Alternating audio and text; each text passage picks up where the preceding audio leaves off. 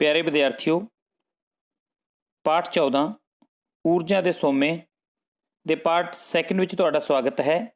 ਅੱਜ ਅਸੀਂ ਬਦਲਵੇਂ ਜਾਂ ਗੈਰ ਪਰੰਪਰਾਗਤ ਊਰਜਾ ਦੇ ਸੋਮਿਆਂ ਬਾਰੇ ਪੜ੍ਹਨ ਜਾ ਰਹੇ ਹਾਂ, ਜਿਸ ਦੇ ਵਿੱਚ ਅਸੀਂ 4 ਮੇਨ ਟੌਪਿਕ ਕਵਰ ਕਰਾਂਗੇ, ਜਿਸ ਦੇ ਵਿੱਚ ਸੂਰਜੀ ਊਰਜਾ, ਸਮੁੰਦਰ ਤੋਂ ਊਰਜਾ ਸਾਨੂੰ ਕਿਸ ਵੇ ਨਾਲ ਪ੍ਰਾਪਤ ਹੁੰਦੀ ਹੈ, ਭੂ ਤਾਪ ਊਰਜਾ ਅਤੇ ਨਿਊਕਲੀਅਰ ਊਰਜਾ। ਇਹ 4 ਟੌਪਿਕ ਅਸੀਂ ਡਿਟੇਲ ਦੇ ਵਿੱਚ ਕਰਾਂਗੇ। ਆਓ ਆਪਾਂ ਇਸ ਅੱਜ ਦੇ ਟੌਪਿਕ ਨੂੰ ਸਟਾਰਟ ਕਰਦੇ ਹਾਂ। ਸਭ ਤੋਂ ਪਹਿਲਾਂ ਅਸੀਂ ਪੜ੍ਹਾਂਗੇ ਸੂਰਜੀ ਊਰਜਾ ਬਾਰੇ, ਜਿਸ ਦੇ ਵਿੱਚ ਅਸੀਂ ਦੇਖਦੇ ਹਾਂ ਸੂਰਜੀ ਊਰਜਾ ਜਿਸ ਤਰ੍ਹਾਂ ਸਾਨੂੰ ਨਾਂ ਤੋਂ ਹੀ ਪਤਾ ਲੱਗ ਜਾਂਦਾ ਹੈ ਕਿ ਉਹ ਊਰਜਾ ਜੋ ਸਾਨੂੰ ਸੂਰਜ ਤੋਂ ਪ੍ਰਾਪਤ ਹੁੰਦੀ ਹੈ, ਉਸ ਨੂੰ ਅਸੀਂ ਸੂਰਜੀ ਊਰਜਾ ਕਹਿੰਦੇ ਹਾਂ। ਇਸ ਦੀ ਅਸੀਂ ਵਰਤੋਂ ਕਿਸ ਦੇ ਰੂਪ ਵਿੱਚ ਕਰਦੇ ਹਾਂ, ਉਹਦੇ ਬਾਰੇ ਅਸੀਂ ਪੜ੍ਹਨ ਜਾ ਰਹੇ ਹਾਂ। ਸਭ ਤੋਂ ਪਹਿਲਾਂ ਅਸੀਂ ਜ਼ਿਕਰ ਕਰਾਂਗੇ ਸੂਰਜੀ ਕੁੱਕਰ ਬਾਰੇ।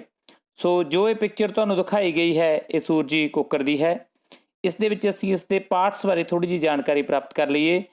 ਜੋ ਇਹ ਵਾਲੀ ਸ਼ੀਟ ਹੈ ਉੱਪਰਲੀ, ਇਸ ਨੂੰ ਅਸੀਂ ਕਹਿੰਦੇ ਆ ਕੱਚ ਦੀ ਸ਼ੀਟ। ਕੀ ਕਹਿੰਦੇ ਆ ਇਸ ਨੂੰ ਅਸੀਂ? ਕੱਚ ਦੀ ਸ਼ੀਟ। ਇਹ ਵਾਲੀ ਇਹ ਕੀ ਕੰਮ ਕਰਦੀ ਹੈ? ਜੋ ਤਾਪ ਇਸ ਦੇ ਅੰਦਰ ਚਲਾ ਗਿਆ, ਜੋ ਟਰੈਪ ਕਰ ਲਿਆ ਤਾਪ ਇਸਨੇ, ਉਸ ਨੂੰ ਬਾਹਰ ਨਹੀਂ ਆਉਣ ਦਿੰਦੀ। ਉਸ ਤੋਂ ਬਾਅਦ ਇਹ ਵਾਲਾ ਜੋ ਪਾਰਟ ਹੈ, ਇਹ ਢੱਕਣ ਲੱਗਿਆ ਹੈ। ਇਸ ਦੇ ਉੱਪਰ ਇੱਕ ਦਰਪਣ ਲਗਾਇਆ ਗਿਆ ਹੈ। ਮੇਨਲੀ ਜੋ ਸੂਰਜੀ ਕੁੱਕਰ ਹੈ, ਉਹਦੇ ਉੱਪਰ ਸਮਤਲ ਦਰਪਣ ਜਾਂ ਅਵਤਲ ਦਰਪਣ ਦਾ ਉਪਯੋਗ ਕੀਤਾ ਜਾਂਦਾ ਹੈ। ਇਹ ਜੋ ਸੂਰਜੀ ਕੁੱਕਰ ਹੈ, ਇਸ ਨੂੰ ਵਿਚਕਾਰੋਂ ਅੰਦਰੋਂ ਕਾਲੇ ਰੰਗ ਦਾ ਪੇਂਟ ਕੀਤਾ ਜਾਂਦਾ ਹੈ। ਇਹ ਕਿਉਂ ਕੀਤਾ ਜਾਂਦਾ ਹੈ, ਸਵਾਲ ਵੀ ਪੁੱਛਿਆ ਜਾਂਦਾ ਹੈ। ਕਿਉਂਕਿ ਜੋ ਕਾਲਾ ਰੰਗ ਹੈ ਉਹ ਤਾਪ ਦਾ ਚੰਗੀ ਤਰ੍ਹਾਂ ਸੋਖਣ ਕਰ ਲੈਂਦਾ ਹੈ, ਮਤਲਬ ਤਾਪ ਨੂੰ ਵਧੇਰੇ ਸੋਖਦਾ ਹੈ ਹੋਰ ਰੰਗਾਂ ਦੇ ਮੁਕਾਬਲੇ। ਇਸ ਲਈ ਸੂਰਜੀ ਕੁੱਕਰ ਬਾਰੇ ਤੁਸੀਂ ਇਸ ਦੀ ਬਣਤਰ ਬਾਰੇ ਸਮਝਿਆ ਹੈ। ਆਓ ਹੁਣ ਇਸ ਦੇ ਲਾਭ ਅਤੇ ਹਾਨੀਆਂ ਬਾਰੇ ਜਾਣਕਾਰੀ ਪ੍ਰਾਪਤ ਕਰਦੇ ਹਾਂ। ਇਹ ਸਵਾਲ ਤੁਹਾਨੂੰ ਪੇਪਰ ਦੇ ਵਿੱਚ ਪੁੱਛਿਆ ਜਾਂਦਾ ਹੈ। ਸੂਰਜੀ ਕੁੱਕਰ ਦੇ ਸਭ ਤੋਂ ਪਹਿਲਾਂ ਅਸੀਂ ਲਾਭ ਬਾਰੇ ਜ਼ਿਕਰ ਕਰਦੇ ਹਾਂ ਵੀ ਇਸ ਦੇ ਕੀ ਫਾਇਦੇ ਹਨ। ਇਸ ਨਾਲ ਕੋਈ ਵੀ ਪ੍ਰਦੂਸ਼ਣ ਨਹੀਂ ਹੁੰਦਾ, ਕੋਈ ਧੂਆਂ ਵਗੈਰਾ ਜਾਂ ਕੋਈ ਵਾਧੂ ਪਦਾਰਥ ਸੂਰਜੀ ਕੁੱਕਰ ਜਦੋਂ ਅਸੀਂ ਭੋਜਨ ਬਣਾਉਂਦੇ ਹਾਂ ਨਹੀਂ ਹੁੰਦਾ ਹੈਗਾ। ਦੂਸਰਾ ਲਾਭ ਇਸ ਦਾ ਹੈ, ਬਾਲਣ ਜਾਂ ਬਿਜਲੀ ਦਾ ਕੋਈ ਖਰਚ ਨਹੀਂ ਹੁੰਦਾ। ਇਸ ਦੇ ਵਿੱਚ ਕਿਸੇ ਤਰ੍ਹਾਂ ਦੇ ਕੋਈ ਬਾਲਣ ਦੀ ਜ਼ਰੂਰਤ ਨਹੀਂ ਹੁੰਦੀ। ਤੀਸਰਾ ਲਾਭ ਇਸ ਦਾ ਇਹ ਹੈ, ਇਸ ਨਾਲ ਕਿਸੇ ਕਿਸਮ ਦੀ ਕੋਈ ਗੰਦਗੀ ਵਗੈਰਾ ਨਹੀਂ ਫੈਲਦੀ। ਮੀਨਸ ਕੋਈ ਬਾਲਣ ਨਹੀਂ ਜਲਾਇਆ ਜਾਂਦਾ ਤਾਂ ਕੋਈ ਰਹਿੰਦ ਖੂੰਹਦ ਬਾਕੀ ਨਹੀਂ ਬਚਦੀ। ਸੋ ਇਸ ਲਾਭ ਬਾਰੇ ਗੱਲ ਕੀਤੀ। ਆਓ ਹੁਣ ਕੁਝ ਹਾਨੀਆਂ ਬਾਰੇ ਗੱਲ ਕਰਦੇ ਹਾਂ। ਪਹਿਲੀ ਹਾਨੀ ਦੇ ਵਿੱਚ ਅਸੀਂ ਦੇਖਦੇ ਹਾਂ ਵੀ ਜੋ ਇਸ ਦੀ ਵਰਤੋਂ ਹੈ ਉਹ ਰਾਤ ਸਮੇਂ ਜਾਂ ਉਸ ਦਿਨ ਜਿਸ ਦਿਨ ਬੱਦਲ ਹੋਣ, ਅਸੀਂ ਨਹੀਂ ਇਸ ਦੀ ਵਰਤੋਂ ਕਰ ਸਕਦੇ ਹੈਗੇ। ਦੂਸਰਾ ਕੀ ਹੈ ਜੀ, ਇਸ ਉੱਪਰ ਚਪਾਤੀ ਨਹੀਂ ਬਣਾਈ ਜਾ ਸਕਦੀ, ਭਾਵ ਰੋਟੀ ਜੋ ਅਸੀਂ ਤਵੇ 'ਤੇ ਬਣਾਉਂਦੇ ਹਾਂ ਉਹ ਸੂਰਜੀ ਕੁੱਕਰ ਉੱਪਰ ਨਹੀਂ ਬਣਾਈ ਜਾ ਸਕਦੀ। ਤੀਸਰੀ ਜੋ ਹਾਨੀ ਹੈ ਉਹ ਇਹ ਹੈ ਕਿ ਇਹ ਬਹੁਤ ਅਧਿਕ ਤਾਪਮਾਨ ਪੈਦਾ ਨਹੀਂ ਕਰ ਸਕਦਾ। ਮੀਨਸ ਜੇ ਸਾਨੂੰ ਜ਼ਿਆਦਾ ਤਾਪ ਦੀ ਲੋੜ ਪੈ ਜੇ ਜਾਂ ਅਸੀਂ ਜ਼ਿਆਦਾ ਮਾਤਰਾ ਦੇ ਵਿੱਚ ਭੋਜਨ ਪਕਾਉਣਾ ਹੈ ਤਾਂ ਉੱਥੇ ਇਹ ਜ਼ਿਆਦਾ ਮਾਤਰਾ ਦੇ ਵਿੱਚ ਤਾਪਮਾਨ ਪੈਦਾ ਨਹੀਂ ਕਰ ਸਕਦਾ ਹੈਗਾ। ਸੋ ਇਹ ਸੀ ਸੂਰਜੀ ਕੁੱਕਰ, ਉਸ ਦੀਆਂ ਲਾਭ ਅਤੇ ਹਾਨੀਆਂ। ਆਓ ਹੁਣ ਆਪਾਂ ਅੱਗੇ ਚੱਲਦੇ ਹਾਂ। ਅੱਗੇ ਪੜ੍ਹਦੇ ਹਾਂ ਆਪਾਂ ਸੂਰਜੀ ਪੈਨਲ ਬਾਰੇ। ਹੁਣ ਸੂਰਜੀ ਸੈੱਲ ਪੈਨਲ ਬਾਰੇ ਪੜ੍ਹਨ ਜਾ ਰਹੇ ਹਾਂ। ਹੁਣ ਸੂਰਜੀ ਸੈੱਲ ਕੀ ਹੁੰਦਾ ਹੈ? ਸੂਰਜੀ ਸੈੱਲ ਉਹ ਹੁੰਦਾ ਹੈ ਜੋ ਸੂਰਜੀ ਊਰਜਾ ਨੂੰ ਬਿਜਲੀ ਊਰਜਾ ਵਿੱਚ ਪਰਿਵਰਤਿਤ ਕਰ ਦਿੰਦਾ ਹੈ। ਤੁਸੀਂ ਅਕਸਰ ਇਹੋ ਜਿਹੇ ਪੋਲਸ ਪਿੰਡਾਂ ਦੇ ਵਿੱਚ, ਸ਼ਹਿਰਾਂ ਦੇ ਵਿੱਚ ਲੱਗੇ ਦੇਖਦੇ ਹੋ। ਇਹ ਜੋ ਪਲੇਟ ਜੀ ਉੱਪਰ ਲੱਗੀ ਹੈ, ਇਸ ਨੂੰ ਸੂਰਜੀ ਸੈੱਲ ਪੈਨਲ ਕਹਿੰਦੇ ਨੇ।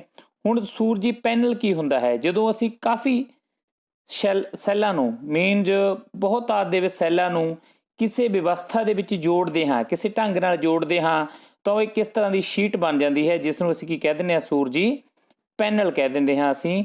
ਹੁਣ ਗੱਲ ਆਉਂਦੀ ਹੈ ਵੀ ਸੂਰਜੀ ਜੋ ਸੈੱਲ ਹੈ ਉਹ ਕਿਸ ਦਾ ਬਣਿਆ ਹੁੰਦਾ ਹੈ? ਮੇਨਲੀ ਇਹ ਸਿਲੀਕੌਨ ਦਾ ਬਣਿਆ ਹੁੰਦਾ ਹੈ। ਤਾਂ ਇਹ ਤੁਸੀਂ ਯਾਦ ਰੱਖਣਾ ਹੈ ਵੀ ਜੋ ਸੂਰਜੀ ਸੈੱਲ ਹੈ ਉਹ ਮੇਨਲੀ ਕਾਹਦਾ ਬਣਿਆ ਹੁੰਦਾ ਹੈ? ਸਿਲੀਕੌਨ ਦਾ। ਤੇ ਇਹ ਜੋ ਸਟਰਕਚਰ ਹੈ ਸੂਰਜੀ ਪੈਨਲ ਜਾਂ ਸੂਰਜੀ ਸੈੱਲ ਦੀ ਹੈ। ਤੇ ਹੁਣ ਆਓ ਇਸ ਦੇ ਕੁਝ ਉਪਯੋਗ ਪੜ੍ਹਦੇ ਹਾਂ ਵੀ ਸੂਰਜੀ ਜੋ ਸੈੱਲ ਹੈ ਜੇ ਤਾਂ ਕਿੱਥੇ ਉਪਯੋਗ ਕੀਤਾ ਜਾਂਦਾ ਹੈ। ਸਭ ਤੋਂ ਪਹਿਲਾ ਉਪਯੋਗ ਹੈ ਬਣਾਉਟੀ ਉਪਗ੍ਰਹਿ। ਬਣਾਉਟੀ ਉਪਗ੍ਰਹਿਾਂ ਦੇ ਵਿੱਚ ਬਿਜਲੀ ਦੀ ਸਪਲਾਈ ਲਈ, ਕਿਉਂਕਿ ਉੱਥੇ ਕੋਈ ਤਾਰ ਵਗੈਰਾ ਨਹੀਂ ਹੁੰਦੀ ਹੈਗੀ, ਜਦੋਂ ਜਿਹੜੇ ਪੁਲਾੜ ਦੇ ਵਿੱਚ ਅਸੀਂ ਭੇਜਦੇ ਹਾਂ ਬਣਾਉਟੀ ਉਪਗ੍ਰਹਿ, ਉੱਥੇ ਬਿਜਲੀ ਦੀ ਸਪਲਾਈ ਲਈ ਹੀ ਅਸੀਂ ਸੂਰਜੀ ਸੈੱਲ ਦੀ ਵਰਤੋਂ ਜਾਂ ਸੂਰਜੀ ਸੈੱਲਾਂ ਦੇ ਸਮੂਹ ਦੀ ਵਰਤੋਂ, ਪੈਨਲ ਦੀ ਵਰਤੋਂ ਕਰਦੇ ਹਾਂ। ਇਸ ਤੋਂ ਇਲਾਵਾ ਟ੍ਰੈਫਿਕ ਸਿਗਨਲਾਂ ਦੇ ਵਿੱਚ, ਸ਼ਹਿਰਾਂ ਦੇ ਵਿੱਚ ਇਸ ਦੀ ਵਰਤੋਂ ਕੀਤੀ ਜਾਂਦੀ ਹੈ। ਕੈਲਕੂਲੇਟਰਾਂ ਅਤੇ ਖਿਡੌਣਿਆਂ ਦੇ ਵਿੱਚ ਅਸੀਂ ਦੇਖਦੇ ਹਾਂ ਇਸ ਦੀ ਵਰਤੋਂ ਕੀਤੀ ਜਾਂਦੀ ਹੈ। ਇਸ ਤੋਂ ਇਲਾਵਾ ਇਸ ਦੀ ਵਰਤੋਂ ਅੱਜ ਕੱਲ੍ਹ ਸਟਰੀਟ ਲਾਈਟਾਂ ਵਿੱਚ ਕੀਤੀ ਜਾਂਦੀ ਹੈ। ਅਸੀਂ ਦੇਖਦੇ ਹਾਂ ਕਿ ਪਿੰਡਾਂ ਦੇ ਵਿੱਚ ਜਾਂ ਸ਼ਹਿਰਾਂ ਦੇ ਵਿੱਚ ਲਾਈਟਨਿੰਗ ਲਈ ਇਹ ਆਮ ਤੌਰ 'ਤੇ ਅੱਜ ਕੱਲ੍ਹ ਸੂਰਜੀ ਪੈਨਲ ਦੀ ਵਰਤੋਂ ਕੀਤੀ ਜਾਂਦੀ ਹੈ। ਆਈ ਹੋਪ ਤੁਸੀਂ ਸਮਝੇ ਹੋਵੋਗੇ ਵੀ ਸੂਰਜੀ ਊਰਜਾ ਕੀ ਹੈ, ਅਤੇ ਇਸ ਦੇ ਦੋ ਅਸੀਂ ਟੌਪਿਕ ਪੜ੍ਹੇ ਨੇ, ਪਹਿਲਾ ਸੂਰਜੀ ਕੁੱਕਰ ਅਤੇ ਦੂਸਰਾ ਸੂਰਜੀ ਸੈੱਲ ਪੈਨਲ, ਵੀ ਤੁਸੀਂ ਇਸ ਨੂੰ ਚੰਗੀ ਤਰ੍ਹਾਂ ਸਮਝਿਆ ਹੋਵੇਗਾ ਨਾ। ਹੁਣ ਆਉਣੇ ਅਸੀਂ ਆਪਣੇ ਦੂਸਰੇ ਟੌਪਿਕ 'ਤੇ ਵੀ ਸਮੁੰਦਰਾਂ ਤੋਂ ਊਰਜਾ ਸਾਨੂੰ ਕਿਸ ਵੇ ਨਾਲ ਪ੍ਰਾਪਤ ਹੁੰਦੀ ਹੈ। ਸੋ 3 ਢੰਗ ਅਸੀਂ ਇਹ 'ਚ ਲਿਖੇ ਨੇ। ਪਹਿਲਾ ਹੈ ਜਵਾਰ ਊਰਜਾ। ਜਵਾਰ ਊਰਜਾ ਜਿਵੇਂ ਸਾਨੂੰ ਵੈਸੇ ਨਾਮ ਤੋਂ ਹੀ ਪਤਾ ਲੱਗ ਜਾਂਦਾ ਹੈ ਵੀ ਉਹ ਊਰਜਾ ਜੋ ਸਾਨੂੰ ਸਮੁੰਦਰ ਦੇ ਜਵਾਰ ਭਾਟੇ ਦੇ ਕਾਰਨ ਪੈਦਾ ਹੁੰਦੀ ਹੈ। ਤਾਂ ਇਸ ਦੇ ਲਈ ਕੀ ਹੁੰਦਾ ਹੈ, ਜਵਾਰ ਦੀ ਪ੍ਰਾਪਤੀ ਸਮੁੰਦਰ ਦੇ ਕਿਸੇ ਤੰਗ ਖੇਤਰ 'ਤੇ ਬੰਨ੍ਹ ਬਣਾ ਕੇ ਕੀਤੀ ਜਾਂਦੀ ਹੈ।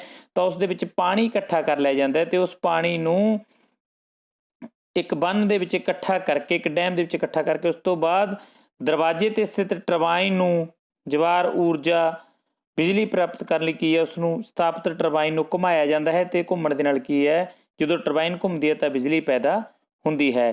ਇਸ ਦੀ ਇੱਕ ਡਰਾਬੈਕ ਇਹ ਹੈ ਵੀ ਇਸ ਤਰ੍ਹਾਂ ਦੇ ਜਿੱਥੇ ਬੰਨ੍ਹ ਨਿਰਮਿਤ ਕਰਨ ਵਾਲੀਆਂ ਥਾਵਾਂ ਨੇ ਜਾਂ ਲੋਕੇਸ਼ਨਸ ਨੇ, ਇਹ ਬਹੁਤ ਕੀ ਨੇ, ਸੀਮਿਤ ਹੁੰਦੀਆਂ ਹਨ।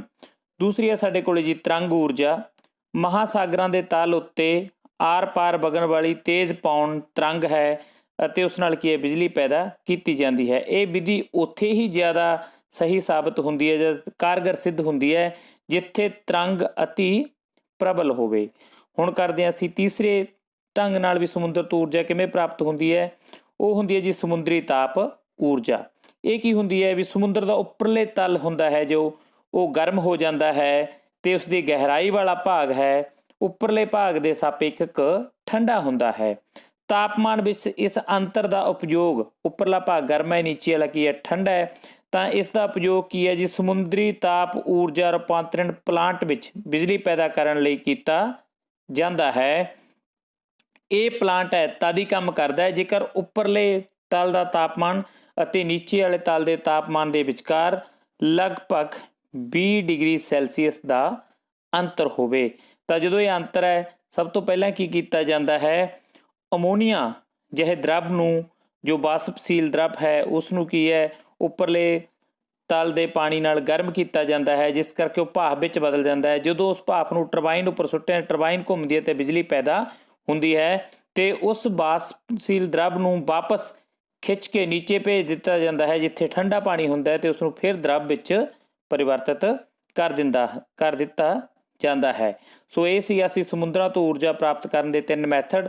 ਆਓ ਹੁਣ ਅਸੀਂ ਦੇਖਦੇ ਹਾਂ ਵੀ ਭੂ ਤਾਪ ਊਰਜਾ ਕੀ ਹੁੰਦੀ ਹੈ, ਜਿਸ ਦੇ ਵਿੱਚ ਅਸੀਂ ਦੇਖਦੇ ਹਾਂ ਵੀ ਧਰਤੀ ਦੇ ਅੰਦਰਲੇ ਪਰਿਵਰਤਨਾਂ, ਭੂ ਤਾਪ ਊਰਜਾ ਦੇ ਵਿੱਚ ਅਸੀਂ ਦੇਖਦੇ ਹਾਂ ਧਰਤੀ ਦੇ ਅੰਦਰਲੇ ਪਰਿਵਰਤਨਾਂ ਕਾਰਨ ਧਰਤੀ ਦੀ ਪੇਪੜੀ ਦੀਆਂ ਡੂੰਘਾਈ ਅਤੇ ਗਰਮ ਥਾਵਾਂ, ਭੂਮੀ ਹੇਠਲਾ ਜਲ ਤੋਂ ਬਣੀ ਭਾਫ ਤੋਂ ਪੈਦਾ ਹੋਈ ਊਰਜਾ ਨੂੰ ਤਾਪ ਊਰਜਾ ਕਹਿੰਦੇ ਹਨ। ਇਸ ਨੂੰ ਅਸੀਂ ਗਰਮ ਪਾਣੀ ਦੇ ਚਸ਼ਮੇ ਜਾਂ ਜਵਾਲਾਮੁਖੀ ਦੇ ਰੂਪ ਵਿੱਚ ਦੇਖ ਸਕਦੇ ਹਾਂ। ਹੁਣ ਇੱਧਰ ਦੇਖੋ, ਇਹ ਪਿਕਚਰ ਦਿਖਾਈ ਗਿਆ ਤੁਹਾਡੇ ਕੋਲੇ, ਇਹ ਹਿਮਾਚਲ ਪ੍ਰਦੇਸ਼ ਦੇ ਮਣੀਕਰਨ ਸਾਹਿਬ ਦੀ ਪਿਕਚਰ ਹੈ, ਜਿਸ ਦੇ ਵਿੱਚ ਇੱਕ ਗਰਮ ਪਾਣੀ ਦਾ ਚਸ਼ਮਾ ਹੈ ਜੋ ਸਾਨੂੰ ਭੂ ਤਾਪ ਊਰਜਾ ਬਾਰੇ ਜਾਣਕਾਰੀ ਦਿੰਦਾ ਹੈ, ਇੱਕ ਉਦਾਹਰਣ ਹੈ ਉਸ ਦੀ। ਇਸ ਤੋਂ ਬਾਅਦ ਇਹ ਜਵਾਲਾਮੁਖੀ ਦੀ ਕੀ ਹੈ, ਪਿਕਚਰ ਵਿਖਾਈ ਗਈ ਹੈ। ਹੋਪ ਤੁਸੀਂ ਭੂ ਤਾਪ ਊਰਜਾ ਬਾਰੇ ਸਮਝ ਗਏ ਹੋਵੋਗੇ। ਆਓ ਹੁਣ ਅੱਗੇ ਦੇਖਦੇ ਹਾਂ। ਅਗਲਾ ਹੈ ਸਾਡੇ ਕੋਲੇ ਟੌਪਿਕ ਭੂ ਤਾਪ ਊਰਜਾ ਤੋਂ ਬਿਜਲੀ ਪੈਦਾ ਕਰਨਾ। ਵੀ ਹੁਣ ਇਹ ਜਿਹੜੀ ਭੂ ਤਾਪ ਊਰਜਾ ਹੈ, ਇਸ ਤੋਂ ਬਿਜਲੀ ਕਿਸ ਤਰ੍ਹਾਂ ਪੈਦਾ ਹੁੰਦੀ ਹੈ।